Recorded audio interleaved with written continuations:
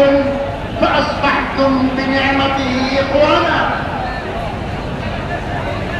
আজকে বাংলাদেশ জামায়াতে ইসলামী উদ্যোগে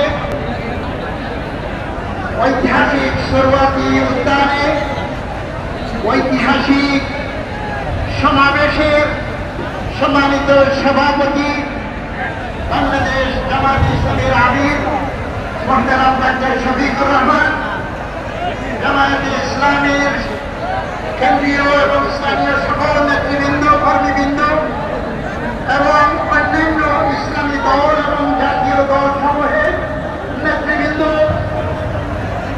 মঞ্চে উপস্থিত আছেন। সময় অতি অল্প,